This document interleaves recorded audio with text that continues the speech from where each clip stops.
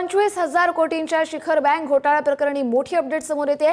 उपमुख्यमंत्री सुनेत्रा पवार आणि आमदार रोहित पवार यांना ईडीच्या गुन्ह्यातही दिलासा मिळणार आहे।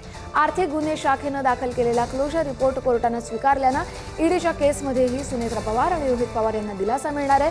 मुंबई पोलिसांनी दाखल केलेल्या मूळ गुन्ह्यात पुरावे नसल्याने पोलिसांनी क्लोजर रिपोर्ट दाखल केलाय। मुंबई पोलिसांनी दाखल केलेल्या गुन्ह्याच्या आधारावर ईडीने मनी लॉन्ड्रिंगचा गुन्हा दाखल केला होता। अधिकचा अपडेट घेऊया आपले प्रतिनिधी नंदकिशोर गावडे यांच्याकडून। नंदकिशोर, नक्कीच उपमुख्यमंत्री सुनेत्रा पवार आणि आमदार रोहित पवार यांना ईडीच्या गुन्ह्यातही आता दिलासा मिळणार आहे, कारण आर्थिक गुन्हे शाखेने जे क्लोजर रिपोर्ट जो कोर्टाने स्वीकारलेला आहे, जो काल दाखल करण्यात आलेला होता, त्या केसमध्येही सुनेत्रा पवार आणि रोहित पवार यांना हा दिलासा मिळणार असल्याचं आपल्याला पाहायला मिळते। खरं तर मुंबई पोलिसांनी दाखल केलेला हा गुन्हा होता, त्या गुन्ह्यामध्ये कोणतेही पुरावे नसल्यामुळे पोलिसांनी काल रिप्लाय म्हणजे क्लोजर रिपोर्ट जो आहे तो फाईल केलेला आपल्याला पाहायला मिळते।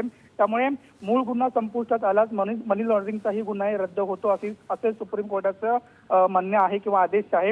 आणि या प्रकरणात त्यामुळेच अजित पवार, सुनेत्रा पवार, रोहित पवार यांच्यासह 70 जण होते, आरोपी होते, त्यांना खरं तर क्लीन चिट मिळालेली आपल्याला पाहायला मिळत होती। त्यामुळे संपूर्ण जो रिपोर्ट आहे त्यामुळे पुन्हा एकदा सुनेत्रा पवार असू दे किंवा रोहित पवार असू दे यांना पुन्हा दिलासा मिळणार असल्याचं आपल्याला पाहायला मिळतोय। बरं, धन्यवाद नंदकिशोर तुम्ही दिलेल्या सविस्तर अपडेटसाठी।